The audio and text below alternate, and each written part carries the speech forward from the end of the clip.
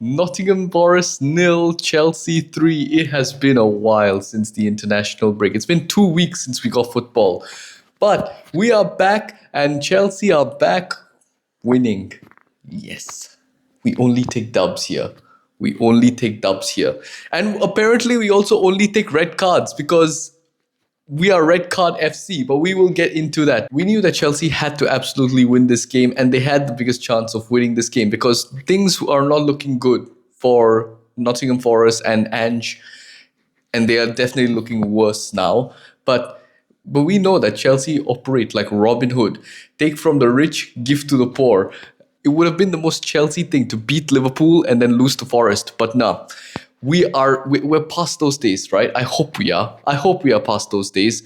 But Forest looked good in the first half. And Chelsea were also absolutely atrocious. But for those 20 minutes, Forest were piling the pressure. They were making a few good plays and they looked rather promising. It was Chelsea that was feeding them their chances. So I think they had 3 shots. Fortunately, none hit the target because they could not capitalize. And then it was just a bunch of unforced errors. To be fair, this was the second team. But still, the second team should have enough quality to not be making those simple errors. Fortunately, Forest did not capitalize on it, and we went into halftime 0-0. That first half was quite poor, and Chelsea definitely needed the halftime break. And then at halftime, 3 halftime substitutions: Mark Q, Moise Caicedo, and Jamie Gittins. Those substitutions absolutely had to be made. Andre Santos wasn't doing well in that number 10 role, so it was more fitting to drop João Pedro into it and then send Mark Q up front. Garnacho was not really doing much.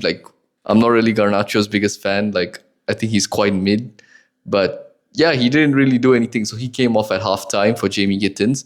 Jamie Gittins, he was all right defensively. Didn't really do anything offensively. And Moise Caicedo, Romeo Lavia was getting rinsed in that midfield. Forest players were all over him, and he was making quite a few errors that were giving them chances, which, fortunately, Forest did not capitalize on. So yeah, Romeo Lavia, he came off for Moise Caicedo, and instantly the midfield was just a lot more balanced. Caicedo is that player who just locks that midfield down, and he controls the midfield so well. So you could definitely see the gulf in class between Romeo Lavia and Moise Caicedo. But yeah, right after those substitutions were made, 3 minutes after the half started, Chelsea get the breakthrough with ball into the box and then Josh Achiampong.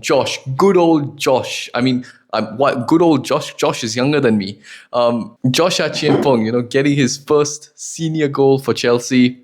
Super happy for him. And he gives Chelsea the breakthrough. Great header. Mark Yu was actually right in front of him, holding off 2 defenders, and Achiampong got ahead of his marker, heads the ball in, 1-0 Chelsea. And after that, the floodgates opened because Forest, even though they were pretty good defensively, which is, something really strange to say about an Ange team, because, when he was at Spurs, he didn't really have much concern for defensive play.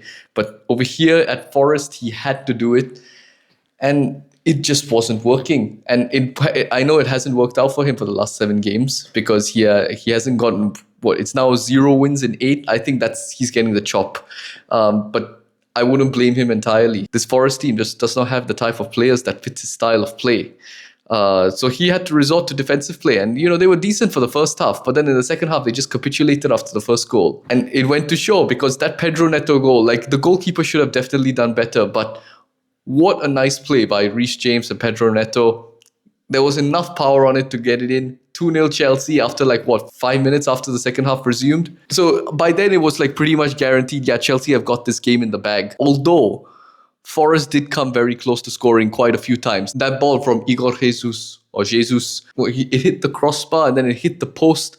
And then it bounced out and Chalobah cleared it. That's one of the most unluckiest moments that you can have as a striker. And unfortunately, it happened to him. But so Forest, I think they definitely deserve to score, especially with those chances they had in the first half where they should have taken them.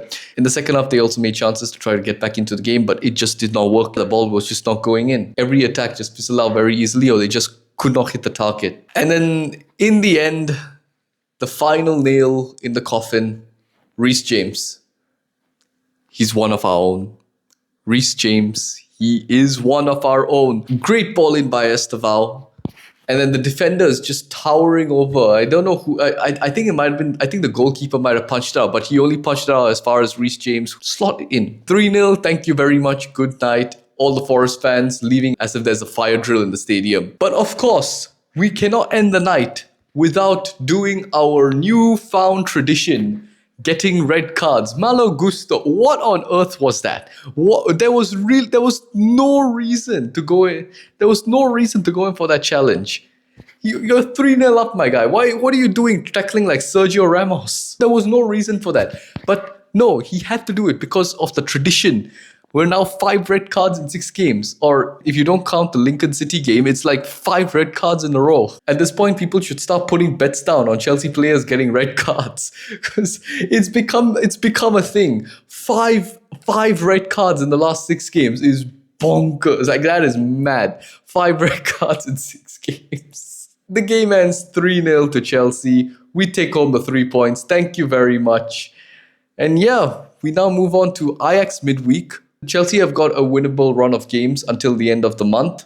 And then I believe 1st of November they play Spurs. So it's important that Chelsea get themselves up to speed after this international break with the next 3 games, which should be very winnable games. So very happy as Chelsea fans. We're glad that football is back. I don't know when the next international break is. I actually have to go and check. But we have got some football back. It's good to be back. And yeah, we now move on to Ajax midweek. So yeah, that's pretty much all I have to say. Take care. Goodbye.